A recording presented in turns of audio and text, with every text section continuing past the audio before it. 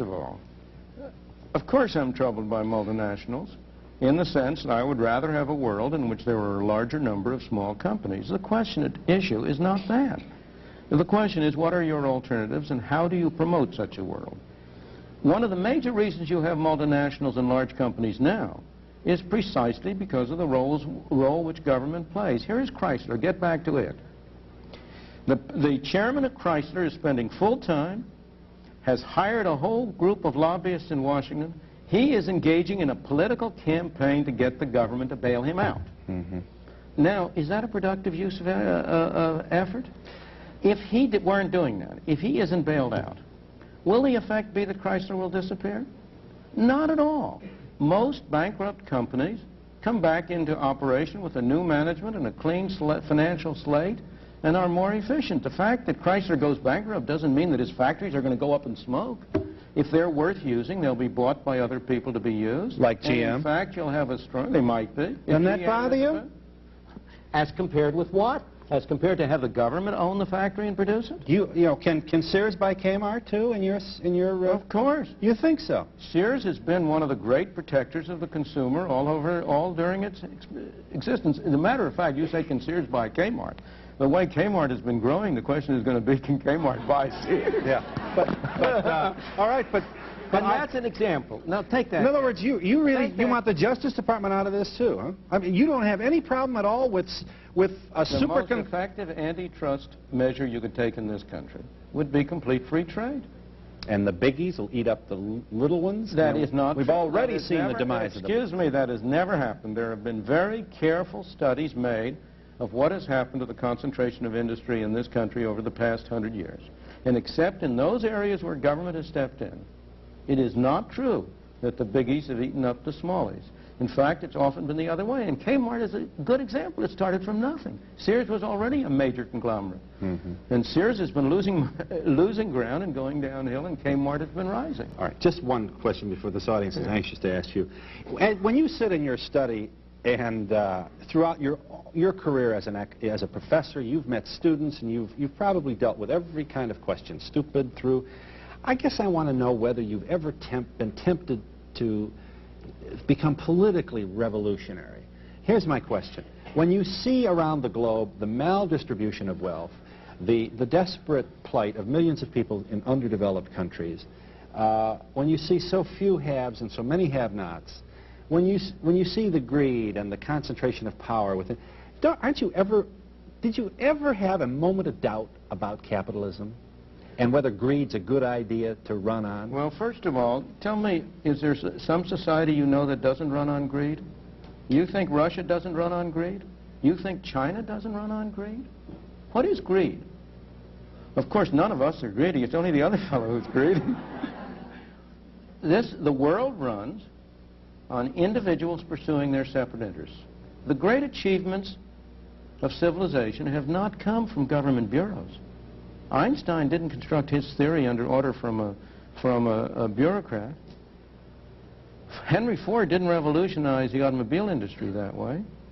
In the only cases in which the masses have escaped from the kind of grinding poverty you're talking about, the only cases in recorded history are where they have had capitalism and largely free trade. If you want to know where the masses are worst off, it's exactly in the kinds of societies that depart from that. So that the record of history is absolutely crystal clear, that there is no alternative way so far discovered of improving the lot of the ordinary people that can hold a candle to the productive activities that are unleashed by a free enterprise system. But it seems to reward not virtue as much as ability to manipulate the system. And what does reward virtue? You think a communist commissar rewards virtue? You think a Hitler rewards virtue? You think, excuse me, if you'll pardon me, do you think American presidents reward virtue? Do they choose their appointees on the basis of the virtue of the people appointed or on the basis of their political clout? Is it really true that political self-interest is nobler somehow than economic self-interest? You know, I think you're taking a lot of things for granted. And just tell me where in the world you find these angels who are going to organize society for us.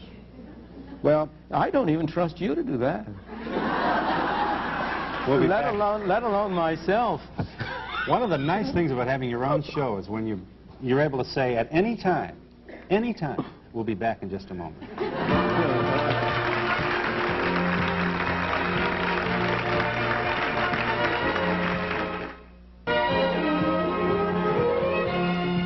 Milton Friedman, the economist, is here. Yes. Yeah, first of all, I want to say I loved my Corvair. I would have helped a whole lot to get through this winter. How do people like Ralph Nader get to do the things, the great things that they do? Does somebody hire them, you know, or is it us that put these people into whatever it is that does it?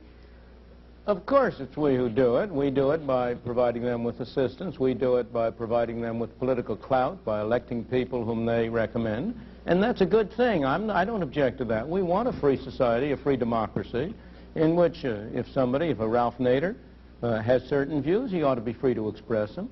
People who agree with him ought to be free to contribute money to help him pursue his objectives. They ought to be free to vote for people he recommends. If he doesn't have that freedom, how can I expect to have the freedom to argue the opposite point of view? So I don't believe there's anything wrong at all in the fact that Ralph has been able to get so much influence, except that I wish he had been using his extraordinary powers in a better cause. We should also make the point that for all your misgivings about Ralph Nader, he is not crazy about regulatory agencies either. And he, for a long time, and maybe even before you, wondered aloud about the appropriate function of the CAB in regulating airline fares. And if any thesis has been demonstrated, it's certainly been that. Over these past several months with deregulation, suddenly, what do you know, there are no empty seats on an airplane. No, you're quite right. CAB has been a marvelous accidental example. But so far as Ralph Nader and regulation is concerned, you are quite right. Some of the groups under his organization have produced reports on ICC and so on that are excellent reports on the evils of regulation. The problem is that his solution is more of the same. His solution is to substitute a different kind of regulation. His only objection is not really to regulation, but that the wrong people have been doing the regulating. And so when you ask not what's wrong with what we've been doing, but how should we improve matters, he doesn't really have an effective alternative. What do you think is going to happen with inflation? Will it continue at the same rate that we've been having? Well, inflation doesn't ever continue quite at the same rate we've been having, but unfortunately, I cannot bring you any good news about inflation. Inflation has been on the rise. It's now running about 13%, 12% on a year-over-year basis. We may get some minor relief in the next year or so. I think it may go down to 8 or 9% at the lowest. But I am afraid that we will then be off on another round of the roller coaster. The path we have been on for the past 20 years is a roller coaster. We get up to a peak, we come down, we get up, but each peak is higher than the prior one, each trough is higher than the prior one. And until the American people have the political will to stop it, that's going to continue. Now, give us the will. Tell us how we get that will. There's only one way you can stop inflation, and that's by having the government create less money and spend less money. And the reason we have inflation is because the public at large wants inflation. You people want inflation.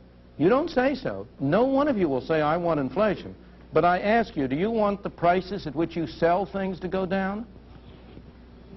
Not the prices at which you sell them. You want the prices at which you buy them to go down.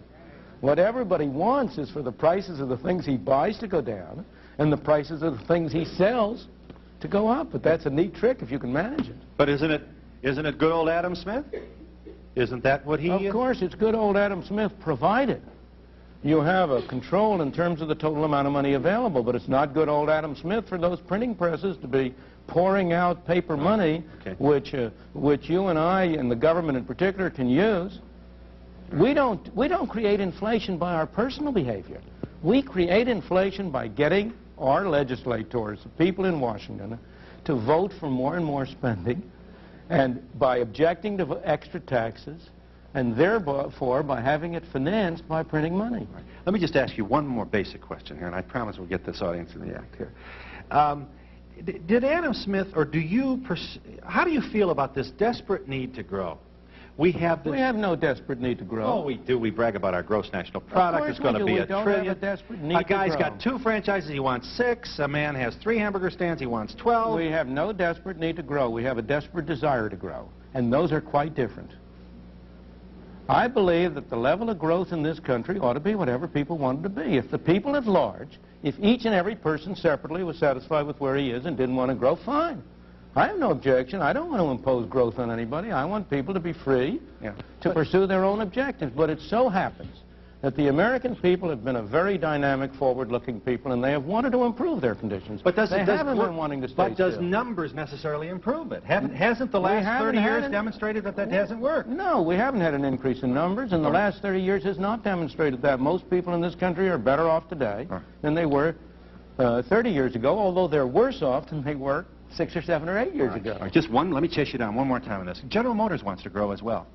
That's okay with you. Of course. They have a natural desire to grow, huh? Right. Okay. But other people have also a natural desire, and other people check it. The check to General Motors growth is Toyota and Volkswagen. It's Checker Cab. Well, I think it's interesting that the checks American have come Motors. from outside this country. They by haven't and always. large. They haven't Okay. always come All right. from So outside this but the country. point I'm making is General Motors has more power to grow. No. General Motors cannot get $1 out of your pocket unless you voluntarily pay it over. The government if can, they're- and that's the fundamental difference. All right, here's where I'm going with this. You give me a hard time trying to get there, but I think as General Motors grows, I see the possibility of abuse. Or as any company grows, as the Donahue Show grows. Suddenly I decide I've got all the answers and start preaching. Absolutely. Now your point is some guy will come along and shoot me down pretty good, and I lose, and that's the way The the system bigger they Fine. are, the harder they fall. Good, gotcha. W.T. Grant, being an enormously big company, didn't keep it from going bankrupt. The New York Central, being a big company, didn't keep it from going bankrupt. Chrysler Corporation may be the 3rd automobile company, but it's a $13 billion company. It's one of the biggest companies in this country. That isn't going to keep it from going bankrupt. Here's the killer, though. When somebody does come along with a better mousetrap, the multinational mousetrap company buys it. And now we're back to mediocrity again. And the initiative and the talent of the little old man in the shoe shop who came up with a better is gone. Temporarily, there are new people coming up with the little old men in the shoe shops. And one of the major reasons, as I was saying before, why multinationals are able to occupy the position they are is because government rules and regulations favor multinationals. Almost all government regulation favors big companies over little companies. And you think Exxon ought to be able to buy Reliance Electric? Of course. And what else you want them to buy? The hotels too? I mean, Well, where are we going to stop? Look, if you say to Exxon, look, one thing we're going to do is to make it impossible for you to make any money producing oil.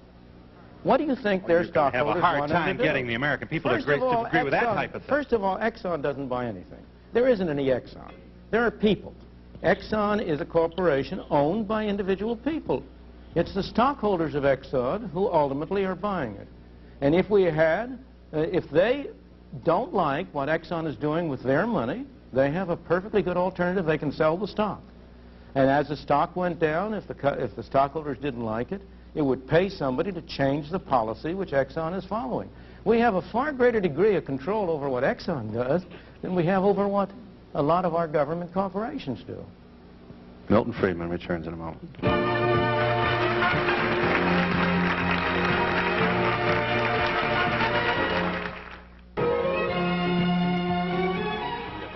Dr. Friedman, you've spoken a lot today about corporations. What does the average citizen do to help the inflation or to fight it?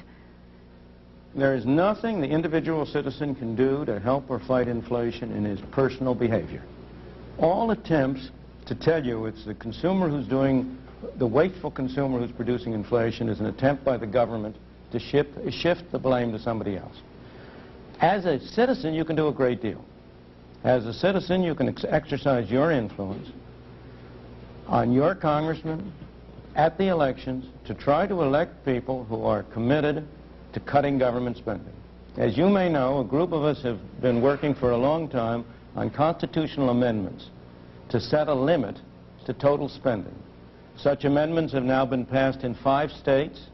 We're working on a federal amendment, an amendment of the federal Constitution that would give the federal government a budget. I think the most important single step that can be taken to stop inflation is to cut down government spending. And you can play a role in that. Your personal life, you cannot do a thing, and don't let anybody kid you. Mm-hmm. Yes. Got a question? I worked for Sears for 2.5 years, and every day I went past a little board that said Kmart 31, Sears 19, 21. And I was just wondering what happened. What do you mean, the price of the stock? Yeah? Yeah, they quoted it. And it was Yeah, just, I know. I've seen it all the time. And I was in profit sharing, and I kind of started to wonder, with all Sears pushing to sell and to produce and just to be marvelous, what happened? Why is Kmart? Why is Kmart? I'm not a business expert. I don't know why Kmart went ahead of Sears. I If I knew that, I'd be in a different business. All I know is that they managed to appeal to the consumer. They made better decisions about what products to sell than Sears did. Now, who was responsible or why? You'd have to be an expert. Well, but in a way, I'm not. Kmart was better at discounting than Sears. Well, fine. That's what consumers wanted. Fine, and they served the consumer. Didn't when Sears decided that it would approach or broach the issue of the arena of discounting, their sales shot up. Well, they still but their profits diminished. I don't know anything about the details. For all I know, Sears is streamlined. It's going to go and beat Kmart. I don't have the slightest idea. Let the market decide.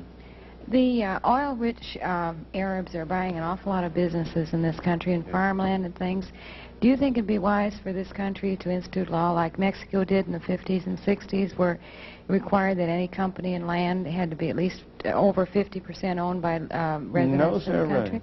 I believe in individual freedom on an international basis and not on a national basis. I think you ought to be free to buy land if you want to in Mexico or anywhere else, and I would like those governments to let you. This country did not become great by preventing people from coming here from abroad and buying land and setting up businesses. Quite the other way around. And the reason we are making it so advantageous for them to buy here is because we're following such silly, counterproductive policies. Didn't it do a lot of damage in Mexico, though, when it did much more damage to Mexico when they nationalized the oil industry.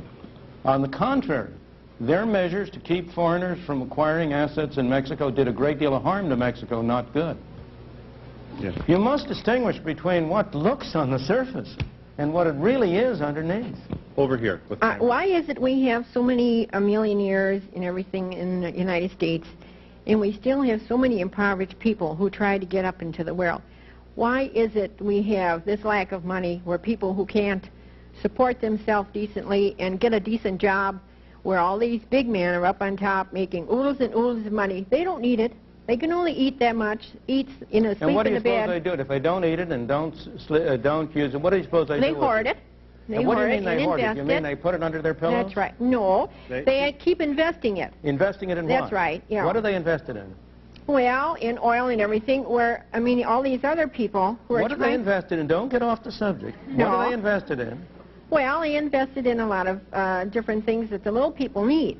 Well, do they invest it in factories? Yes. Does some of that money end up in machines? Yes. Do those factories and machines provide ordinary working people with jobs or not?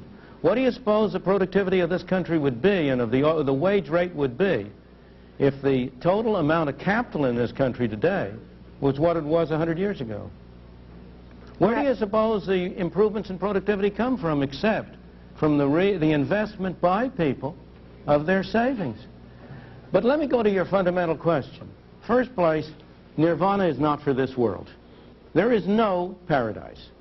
Of course we've got a lot of people who are poorly off, but if you look at it over time, if you get a sense of proportion, the well-being of the ordinary people has been the main thing that has been improved by economic progress and economic growth and development. And most residual hard cases of poverty today are the result, again, of a failure of government. Why do we have a black teenage unemployment rate in 30 to 40%? Because of two failures of government. One, a failure to provide decent schooling, which is a governmental responsibility. Has been, whether it should be or not, it has been. And second, because of a minimum wage rate, which prevents those kids who haven't had decent schooling from getting jobs at low pay at which they can earn the skills on the jobs that would enable them to rise to higher pay. If you look at the sources of poverty, you will find most of them are derived from what I regard as wrong-headed government policies.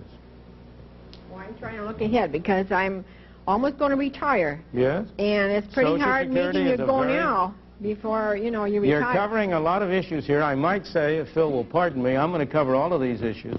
Yeah, Much please, more let's get this extent- plug in, because it is an important program, which is... That's all I Well, need. I've This been one is going involved to for the compete now last- with Guess Who? He's got his own TV show. I mean, I'm not insecure enough. This is on PBS, and your first show is in January. Isn't it? January 11th, there will be 10 one-hour shows covering all of these issues in considerable depth. Half-hour documentary, half-hour studio discussion with people from the other side. I may say we invited Ralph Nader, but I don't believe he's accepted. Just before we break here, and we have to, I want to make sure I understand you. Because the government sets a minimum wage, what does McDonald's do? McDonald's? It can't hire as many teenagers. It improves its capital equipment to serve. It does less business because it has to charge higher hamburger prices. In the absence of a minimum wage, McDonald's would be able to offer a larger number of jobs to a larger number of youngsters, and they would be able to acquire some skills. And not only McDonald's. So we hire more people get work. Younger The people. younger people would work, and they'd get a chance to develop their skills to become productive members of society instead of being driven into a cycle of poverty and of welfare, which is absolutely deplorable. Milton Friedman, the economist, returns in a moment.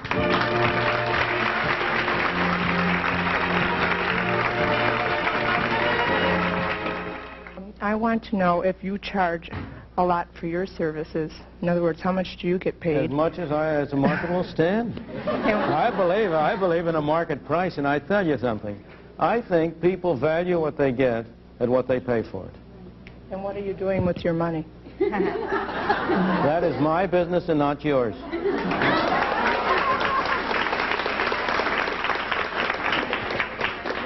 Dr. Freeman, Yes. I'd like to know your view on the busing situation, especially with the gas situation. Of course, I'll be glad to tell you my view on the busing situation.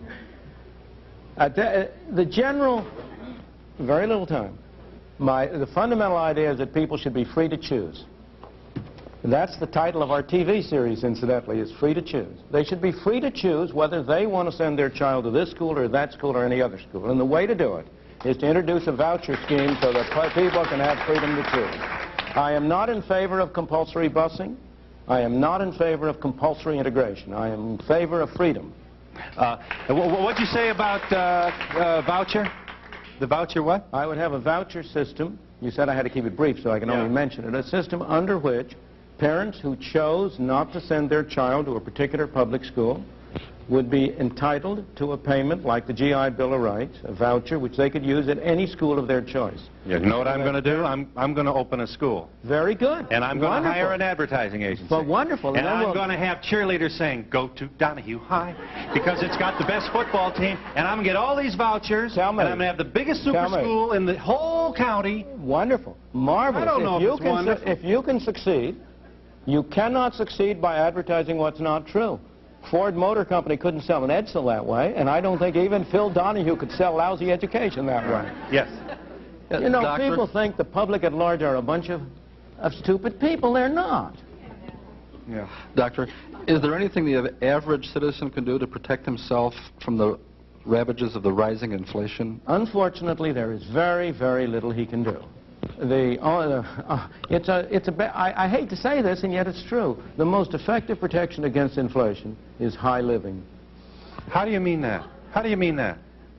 I mean that. Unfortunately, there are no assets which you can confidently acquire with the expectation that they will provide you a hedge against inflation. On the other hand, if you buy yourself a nice house, you buy yourself a nice suit, you buy yourself a picture to hang on the wall, you are protected against the ravages of inflation. So, in other words, convert your money into material things? Unfortunately, it's not a very desirable thing to do. Don't convert all of it. You've got to have some reserve for emergency. I'm not saying this is a good thing. I'm saying that inflation is the kind of thing which leaves you with no good choices. But that sounds like playing the violin while Rome is burning.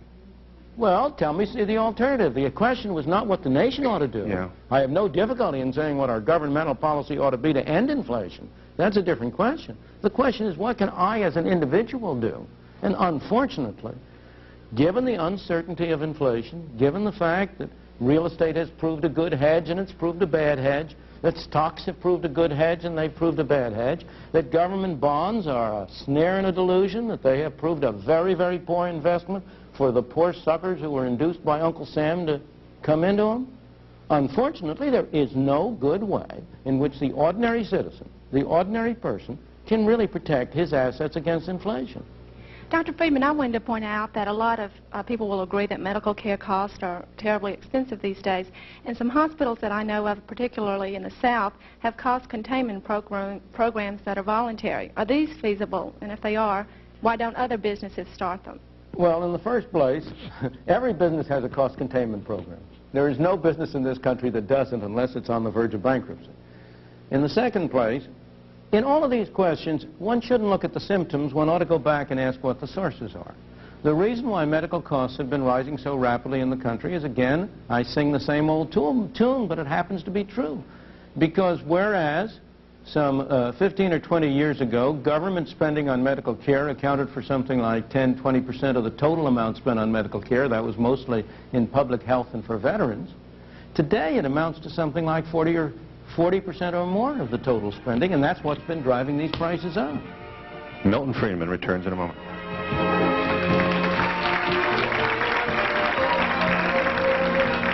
You'd be against mandatory wearing of helmets for motorcyclists, too. Of course. I think people ought to be free to do what they want. What's wrong with... why can't the government be paternalistic and maternalistic and care for its citizens? Well, that depends on what kind of government you want. Of course it can be, but it turns out that the paternalism tends to serve the interests of the people who are being paternal and not the people whom they are supposedly protecting. And it's expensive. I am not... don't misunderstand me. I'm not against all government measures. I'm not an anarchist. I believe we need a government for certain basic functions. We need a government to protect this country from foreign enemies. We need a government to protect me from being bashed over the head by you. And because you can find some valid function of government doesn't mean that everything government does is valid. And the problem today is not that we have too little government, but much too much government. Milton Friedman can be seen on PBS next year in several one-hour shows. Many thanks to this Nobel Prize winner for bringing his enthusiasm to our show, and thank you for your participation. Have a nice day.